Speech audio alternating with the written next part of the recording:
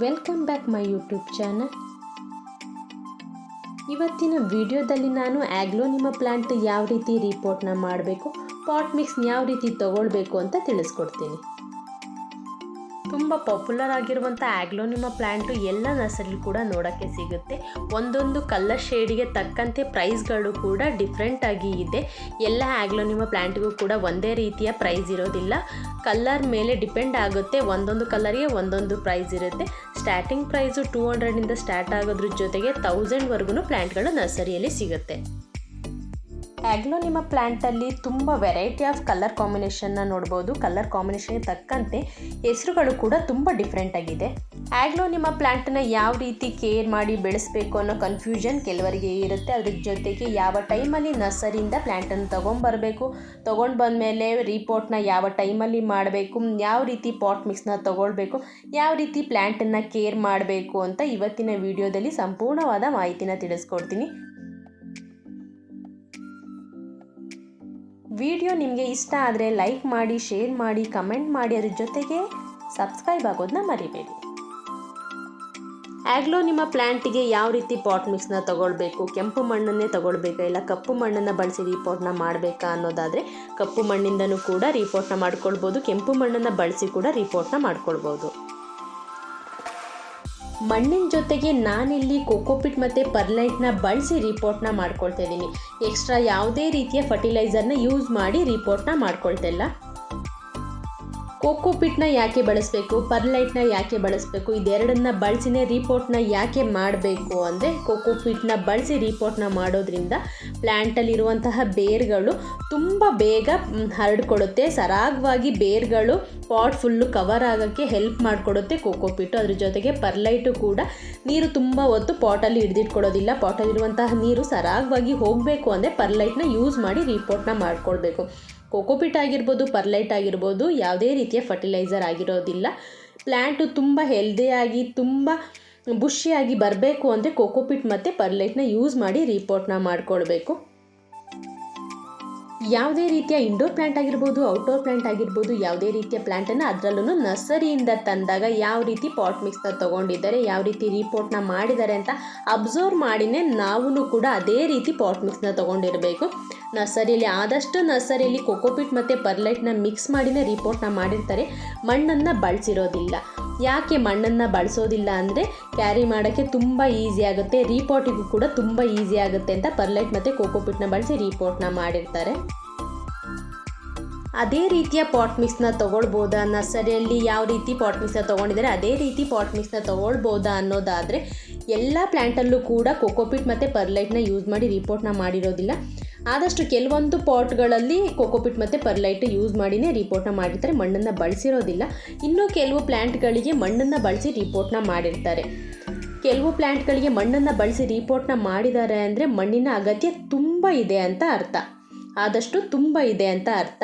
ಕೆಲವೊಂದು ಪ್ಲ್ಯಾಂಟ್ಗಳಿಗೆ ಕೋಕೋಪಿಟ್ ಮತ್ತು ಪರ್ಲೈಟ್ನ ಯೂಸ್ ಮಾಡಿನೇ ಹಾಕಿದ್ದಾರೆ, ಮಣ್ಣನ್ನು ಯೂಸ್ ಮಾಡಿಲ್ಲ ಅಂದರೆ ಸ್ವಲ್ಪ ಪ್ರಮಾಣದಲ್ಲಾದ್ರೂ ಮಣ್ಣು ಬೇಕು ಅಂತ ಅರ್ಥ. ಇದೆರಡನ್ನ ತಿಳ್ಕೊಂಡಿರಬೇಕು. ಮಣ್ಣನ್ನು ಬಳಸಿ ರಿಪೋರ್ಟ್ನ ನರ್ಸರಿಯಲ್ಲಿ ಮಾಡಿದರೆ ಆದಷ್ಟು ಮಣ್ಣಿನ ಪ್ರಮಾಣ ಜಾಸ್ತಿ ತೊಗೊಳ್ಬೇಕು. ಪಾಟ್ ಮಿಕ್ಸ್ನ ತೊಗೊಳ್ಬೇಕಾದ್ರೆ ಕೋಕೋಪಿಟ್ ಮತ್ತು ಪರ್ಲೈಟನ್ನು ಬಳಸಿನೇ ರಿಪೋರ್ಟ್ನ ಮಾಡಿದರೆ ಮಣ್ಣಿನ ಅವಶ್ಯಕತೆ ತುಂಬ ಇಲ್ಲ ಅಂದ್ರೂ ಸ್ವಲ್ಪ ಆದರೂ ಇದೆ ಅಂತ ನಾವು ತಿಳ್ಕೊಂಡು ಪ್ಲ್ಯಾಂಟ್ಗಳನ್ನ ಹಾಕ್ಕೊಳ್ಬೇಕು. ಕೋಕೋಪಿಟ್ ಮತ್ತು ಪರ್ಲೈಟನ್ನೇ ಹಾಕಿ ಪ್ಲ್ಯಾಂಟ್ಗಳನ್ನ ಹಾಕೊಳ್ಳೋದ್ರಿಂದ ಗಿಡ ಸಂಪೂರ್ಣವಾಗಿ ಕೊಳ್ತೋಗುತ್ತೆ. ನರ್ಸರಿಯಲ್ಲಿ ತುಂಬ ಹೆಲ್ದಿ ಆಗಿರುತ್ತೆ, ಅದೇ ರೀತಿ ಪಾಟ್ ಮಿಕ್ಸ್ನ ತೊಗೊಂಡ್ರೆ ತುಂಬ ಹೆಲ್ದಿಯಾಗಿ ಬರುತ್ತೆ ಅಂತ ಅಂದ್ಕೊಳ್ತೀವಿ. ಆ ರೀತಿ ಆಗೋದಿಲ್ಲ. ಅವರು ವೀಕ್ಲಿ 1 ಡೇಸ್ ಆದ್ರೂ ಸ್ಪ್ರೇಗಳನ್ನ ಮಾಡ್ತಾರೆ, ಫರ್ಟಿಲೈಸರ್ನ ಕೊಡ್ತಾರೆ. ಕೆಮಿಕಲಲ್ಲೇ ಪ್ಲ್ಯಾಂಟ್ಗಳನ್ನು ಬೆಳೆಸೋದ್ರಿಂದ ನರ್ಸರಿಯಲ್ಲಿ ತುಂಬ ಚೆನ್ನಾಗಿ ಕಾಣ್ತಾ ಇರುತ್ತೆ. ಮನೆಗೆ ತಂದ ಮೇಲೆ ಅದೇ ರೀತಿ ಪಾಟ್ ಮಿಕ್ಸ್ನ ಬಳಸಿ ರಿಪೋರ್ಟ್ನ ಮಾಡೋದ್ರಿಂದ ಪ್ಲ್ಯಾಂಟು ತುಂಬ ಡಲ್ ಆಗುತ್ತೆ. ಆಗ್ಲೋನಿಮಾ ಪ್ಲ್ಯಾಂಟ್ ಬಗ್ಗೆ ಕೆಲವೊಂದು ವಿಚಾರಗಳನ್ನು ಹೇಳಲೇಬೇಕು. ಯಾಕೆ ಅಂದರೆ ಆಗ್ಲೋನಿಮಾ ಪ್ಲ್ಯಾಂಟು ಪ್ಯೂರ್ ಇಂಡೋರ್ ಪ್ಲ್ಯಾಂಟ್ ಆಗಿರೋದಿಲ್ಲ, ಸೆಮಿ ಇಂಡೋರ್ ಪ್ಲ್ಯಾಂಟ್ ಆಗಿರುತ್ತೆ. ಹಾಗಾಗಿನೇ ಡೈರೆಕ್ಟಾಗಿ ಸನ್ಲೈಟಿನ ಅವಶ್ಯಕತೆ ಇಲ್ಲ ಅಂದ್ರೂ ಕೂಡ ಪ್ಲ್ಯಾಂಟಿಗೆ ಇಂಡೈರೆಕ್ಟಾಗಿ ಸನ್ಲೈಟ್ನ ಅವಶ್ಯಕತೆ ತುಂಬ ಇರುತ್ತೆ. ಹಾಗಾಗಿನೇ ಪ್ಯೂರ್ ಇಂಡೋರ್ ಪ್ಲ್ಯಾಂಟು ಆಗ್ಲೋನಿಮಾ ಅಲ್ಲ, ಸೆಮಿ ಶೇಡು ಬೇಕಾಗಿರುತ್ತೆ. ಆಗ್ಲೋನಿಮಾ ಪ್ಲ್ಯಾಂಟನ್ನು ಇಂಡೋರಲ್ಲಿ ಇಟ್ಕೊಳ್ತೀನಿ ಅನ್ನೋದಾದರೆ ಶಿಫ್ಟ್ ವೈಸ್ ಪ್ಲ್ಯಾಂಟ್ಗಳನ್ನ ಇಟ್ಕೊಳ್ಬೇಕು. ಕಳೆದ ವಿಡಿಯೋದಲ್ಲಿ ನಾನು ತಿಳಿಸ್ಕೊಟ್ಟಿದ್ದೀನಿ ಯಾವ ರೀತಿ ಶಿಫ್ಟ್ ವೈಸ್ ಪ್ಲ್ಯಾಂಟ್ಗಳನ್ನ ಇಟ್ಕೊಳ್ಳೋದ್ರಿಂದ ಪ್ಲ್ಯಾಂಟು ತುಂಬ ಹೆಲ್ದಿಯಾಗಿರುತ್ತೆ, ಹಾಳಾಗೋದಿಲ್ಲ ಪ್ಲ್ಯಾಂಟು ಅಂತಲೂ ಕೂಡ ಸಂಪೂರ್ಣವಾದ ಮಾಹಿತಿ ಕಳೆದ ವಿಡಿಯೋದಲ್ಲಿ ನಾನು ತಿಳಿಸ್ಕೊಟ್ಟಿದ್ದೀನಿ.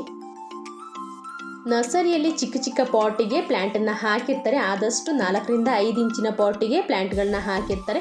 ಮನೆಗೆ ತಂದ ಮೇಲೆ ಯಾವ ರೀತಿ ಪಾಟ್ ಮಿಕ್ಸ್ನ ತೊಗೊಳ್ಬೇಕು, ರೀಪೋರ್ಟ್ ಮಾಡಬೇಕಾದ್ರೆ ಮದರ್ ಪ್ಲ್ಯಾಂಟನ್ನು ಯಾವ ಪಾಟಿಗೆ ಹಾಕ್ಕೊಳ್ಬೇಕು, ಮಿನಿಯೇಚರ್ನ ಯಾವ ಪಾಟಿಗೆ ಹಾಕ್ಕೊಳ್ಬೇಕು ಅಂತ ತಿಳ್ಕೊಬೇಕು. ಎಲ್ಲ ಪ್ಲ್ಯಾಂಟನ್ನು ಕೂಡ ಒಂದೇ ರೀತಿಯ ಪಾಟಿಗೆ ಹಾಕ್ಕೊಳ್ಬಾರ್ದು. ಆದಷ್ಟು ಆಗ್ಲೋನಿಮಾ ಪ್ಲ್ಯಾಂಟು ದೊಡ್ಡ ಪಾಟಿಗೆ ಹಾಕಿದ್ರೂ ಕೂಡ ತುಂಬ ಚೆನ್ನಾಗಿ ಬರುತ್ತೆ, ಚಿಕ್ಕ ಪಾಟಲ್ಲೂ ಕೂಡ ತುಂಬ ಚೆನ್ನಾಗಿ ಬರುತ್ತೆ. ಮದರ್ ಪ್ಲ್ಯಾಂಟ್ಗಳನ್ನು ಆದಷ್ಟು ದೊಡ್ಡ ಪಾಟಿಗೆ ಹಾಕ್ಕೊಳ್ಬೇಕು. ಚಿಕ್ಕ ಚಿಕ್ಕ ಪ್ಲ್ಯಾಂಟ್ಗಳನ್ನು ಚಿಕ್ಕ 4ರಿಂದ 5 ಇಂಚಿನ ಪಾಟಿಗೆ ಹಾಕ್ಕೊಳ್ಬೋದು. ಮದರ್ ಪ್ಲ್ಯಾಂಟನ್ನು 10 ಇಂಚಿನ ಪಾಟಿಗೂ ಹಾಕ್ಕೊಳ್ಬೋದು. 8ರಿಂದ 10 ಇಂಚಿನ ಪಾಟಿಗೆ ಮದರ್ ಪ್ಲ್ಯಾಂಟನ್ನು ಹಾಕ್ಕೊಳ್ಬೋದು. ಚಿಕ್ಕ ಪ್ಲ್ಯಾಂಟ್ಗಳನ್ನು ಆದಷ್ಟು 5 ಇಂಚಿನ ಪಾಟಿಗೆ ರೀಪೋರ್ಟ್ನ ಮಾಡಿಕೊಳ್ಬೇಕು. ನರ್ಸರಿಯಲ್ಲಿ ತುಂಬ ಡಿಮ್ಯಾಂಡ್ ಇರುವಂತಹ ಪ್ಲ್ಯಾಂಟ್ಗಳಲ್ಲಿ ಆಗ್ಲೋನಿಮಾ ಪ್ಲ್ಯಾಂಟು ಕೂಡ ಒಂದಾಗಿರುತ್ತೆ. ಆಗ್ಲೋನಿಮಾ ಪ್ಲ್ಯಾಂಟ್ಗಳು ಕಲರ್ ಕಾಂಬಿನೇಷನ್ನಿಂದನೇ ತುಂಬ ಅಟ್ರಾಕ್ಟಿವ್ ಮಾಡುತ್ತೆ. ಕಲರ್ ಕಾಂಬಿನೇಷನ್ಗೆ ತಕ್ಕಂತೆಯೇ ಪ್ರೈಸ್ಗಳು ಕೂಡ ಡಿಪೆಂಡ್ ಆಗುತ್ತೆ. ಮೊದಲೇ ನಾನು ಹೇಳಿದೆ, ಸ್ಟಾರ್ಟಿಂಗ್ ಪ್ರೈಸು 200ರಿಂದ ಸ್ಟಾರ್ಟ್ ಆದರೆ 1000ವರೆಗೂ ಕೂಡ ಪ್ಲ್ಯಾಂಟ್ಗಳು ನರ್ಸರಿಯಲ್ಲಿ ಸಿಗುತ್ತೆ. ಇದೆರಡು ಆಗ್ಲೋನಿಮಾ ಪ್ಲ್ಯಾಂಟ್ಗಳಿಗೆ ಆಗ್ಲೋನಿಮಾ ರೆಡ್ ಲಿಫ್ಟಿಕ್, ಆಗ್ಲೋನಿಮಾ ಪಿಂಕ್ ಲಿಫ್ಟಿಕ್ ಅಂತಲೂ ಕೂಡ ಕರಿಬೋದು. ಆಗ್ಲೋನಿಮಾ ಪ್ಲ್ಯಾಂಟು ಪ್ಯೂರ್ ಇಂಡೋರ್ ಪ್ಲ್ಯಾಂಟ್ ಆಗಿರೋದಿಲ್ಲ, ಸೆಮಿ ಇಂಡೋರ್ ಪ್ಲ್ಯಾಂಟ್ ಆಗಿರುತ್ತೆ. ಆದರೆ ಇಂಡೋರ್ ಪ್ಲ್ಯಾಂಟಿಗೆ ಯಾವ ರೀತಿ ಕೇರ್ನ ತೊಗೊಳ್ತೀವಿ ಅದೇ ರೀತಿಯೇ ಆಗ್ಲೋನಿಮಾ ಪ್ಲ್ಯಾಂಟಿಗೂ ಕೂಡ ಕೇರ್ನ ತೊಗೊಳ್ಬೇಕು. ಸೇಮ್ ಕೇರಿಂಗ್ ಇರುತ್ತೆ. ಆಗ್ಲೋನಿಮಾ ಪ್ಲ್ಯಾಂಟ್ ಆಗಿರ್ಬೋದು, ಪ್ಯೂರ್ ಇಂಡೋರ್ ಪ್ಲ್ಯಾಂಟ್ ಆಗಿರ್ಬೋದು. ಔಟ್ಡೋರ್ ಪ್ಲ್ಯಾಂಟಿನ ಕೇರ್ನ ತೊಗೊಳ್ಬಾರ್ದು. ಸೆಮಿ ಇಂಡೋರ್ ಪ್ಲ್ಯಾಂಟಿಗೆ ಯಾವ ರೀತಿ ಕೇರ್ನ ತೊಗೊಳ್ತೀವಿ, ಪ್ಯೂರ್ ಇಂಡೋರ್ ಪ್ಲ್ಯಾಂಟಿಗೆ ಯಾವ ರೀತಿ ಕೇರ್ನ ತೊಗೊಳ್ತೀವಿ ಅದೇ ರೀತಿ ಕೇರ್ನ ಆಗ್ಲೋನಿಮಾ ಪ್ಲ್ಯಾಂಟಿಗೂ ಕೂಡ ತೊಗೊಳ್ಬೇಕು. ಆಗ್ಲೋನಿಮಾ ಪ್ಲ್ಯಾಂಟಿಗೆ ಯಾವ ರೀತಿ ಪಾಟ್ ಮಿಕ್ಸ್ನ ತೊಗೊಳ್ಬೇಕು ಅಂತ ತಿಳಿಸ್ಕೊಟ್ಟೆ. ಅದ್ರ ಜೊತೆಗೆ ಯಾವ ರೀತಿ ಪ್ಲ್ಯಾಂಟನ್ನು ಪಾಟಿಗೆ ಹಾಕ್ಕೊಳ್ಬೇಕು. 4ರಿಂದ 5 ಇಂಚಿನ ಪಾಟಿಗೂ ಕೂಡ ಹಾಕ್ಕೊಳ್ಬೋದು ಮಿನಿಯೇಚರ್ ಆಗ್ಲೋನಿಮಾ ಪ್ಲ್ಯಾಂಟನ್ನು. ಸ್ವಲ್ಪ ದೊಡ್ಡದಿದೆ, ಮದರ್ ಪ್ಲ್ಯಾಂಟ್ ಆಗಿದೆ ಪ್ಲ್ಯಾಂಟ್ ಅನ್ನೋದಾದರೆ 8ರಿಂದ 10 ಇಂಚಿನ ಪಾಟಿಗೆ ಹಾಕ್ಕೊಳ್ಬೇಕು. ಆಗ್ಲೋನಿಮಾ ಪ್ಲ್ಯಾಂಟನ್ನು ಯಾವ ರೀತಿ ಪಾಟಿಗೆ ಹಾಕ್ಕೊಳ್ಳೋದು ಅನ್ನೋದಾದರೆ ಪಾಟ್ ಸೈಜು ಕೂಡ ತುಂಬ ಇಂಪಾರ್ಟೆಂಟ್ ಆಗುತ್ತೆ. 4ರಿಂದ 5 ಇಂಚಿನಷ್ಟು ಪಾಟ್ ಸೈಜ್ನ ತೊಗೊಂಡಿದ್ರೆ ಪಾಟಿನ ತಳಭಾಗಕ್ಕೆ 1 ಇಂಚಿನಷ್ಟು ಮಣ್ಣನ್ನು ಹಾಕ್ಕೊಳ್ಬೇಕು. 4ರಿಂದ 5 ಇಂಚಿನ ಪಾಟನ್ನು ತೊಗೊಂಡಾಗ 1 ಇಂಚಿನಷ್ಟು ತಳಕ್ಕೆ ಮಣ್ಣನ್ನು ಹಾಕಿ ಪ್ಲ್ಯಾಂಟನ್ನು ಹಾಕ್ಕೊಳ್ಬೇಕು. ಆದಷ್ಟು ಎಲ್ಲ ಬೇರ್ಗಳು ಕೂಡ ಕವರ್ ಆಗಬೇಕು ಮಣ್ಣಿಂದ. ಪ್ಲ್ಯಾಂಟಲ್ಲಿರುವಂತಹ ಎಲೆಗಳು ಮಾತ್ರ ಮೇಲೆ ಕಾಣ್ತಾ ಇರಬೇಕು, ಬೇರುಗಳು ಆದಷ್ಟು ಮಣ್ಣಿನ ಒಳಗಡೆ ಇರಬೇಕು. 8ರಿಂದ 10 ಇಂಚಿನ ಪಾಟ್ ಸೈಜ್ನ ತೊಗೊಂಡಿದ್ದೀನಿ ಅನ್ನೋದಾದರೆ ಮಿನಿಮಮ್ 4 ಇಂಚಿನಷ್ಟಾದ್ರೂ ಮಣ್ಣನ್ನು ತಳಭಾಗಕ್ಕೆ ಹಾಕ್ಕೊಳ್ಬೇಕು. ಪಾಟಿನ ತಳಭಾಗಕ್ಕೆ 4 ಇಂಚಿನಷ್ಟು ಮಣ್ಣನ್ನು ಹಾಕಿ ಪ್ಲ್ಯಾಂಟನ್ನು ಹಾಕ್ಕೊಳ್ಬೇಕು. ಸೇಮ್ ಪ್ರೊಸೀಜರ್ನೇ ಫಾಲೋ ಮಾಡಬೇಕು. ಬೇರುಗಳು ಆದಷ್ಟು ಮಣ್ಣು ಒಳಗಡೆ ಕವರ್ ಆಗಬೇಕು. ಗಿಡದಲ್ಲಿ ಇರುವಂತಹ ಎಲೆಗಳು ಮಾತ್ರ ಪಾಟಿನ ಮೇಲ್ಗಡೆ ಇರಬೇಕು. ಜೊತೆಗೆ ಆಗ್ಲೋನಿಮಾ ಪ್ಲ್ಯಾಂಟನ್ನು ಪಾಟಿಗೆ ಹಾಕಿದ ಮೇಲೆ ರೀಪೋರ್ಟ್ ಮಾಡಿದ ಮೇಲೆ ಮಣ್ಣನ್ನು ಆಗಿರ್ಬೋದು ಪ್ಲ್ಯಾಂಟನ್ನು ಆಗಿರ್ಬೋದು ತುಂಬ ಪ್ರೆಸ್ ಮಾಡಿ ಹಾಕಬಾರ್ದು. ಯಾವುದೇ ರೀತಿಯ ಪಾಟಿಗೂ ಕೂಡ ಶಿಫ್ಟ್ ಮಾಡಿದ ಮೇಲೆ ತುಂಬ ಗಿಡನ ಪ್ರೆಸ್ ಮಾಡೋದು, ಮಣ್ಣನ್ನು ಪ್ರೆಸ್ ಮಾಡಿ ಪ್ಲ್ಯಾಂಟನ್ನು ಹಾಕೋದ್ರಿಂದ ಈಗ ರೀಪೋರ್ಟ್ ಮಾಡಿದಾಗ ಬೇರುಗಳು ತುಂಬ ಲೂಸ್ ಆಗಿರುತ್ತೆ. ಹೊಸ ಮಣ್ಣಿಗೆ ಪ್ಲ್ಯಾಂಟ್ ಸೆಟ್ ಆಗಬೇಕಾದ್ರೆ ತುಂಬ ಅಂಟಿರುವಂತಹ ಮಣ್ಣನ್ನು ಬಳಸೋದು, ತುಂಬ ಪ್ರೆಸ್ ಮಾಡಿ ಪ್ಲ್ಯಾಂಟನ್ನು ಹಾಕೋದ್ರಿಂದ ಬೇರುಗಳು ತುಂಬ ಬೇಗ ಪಾಟಲ್ಲಿ ಕವರ್ ಆಗೋಕ್ಕೆ ತುಂಬ ಟೈಮ್ನೇ ತಗೊಳುತ್ತೆ. ಒಂದೊಂದು ಟೈಮು ಕೊಳಿತನೂ ಕೂಡ ಬರುತ್ತೆ.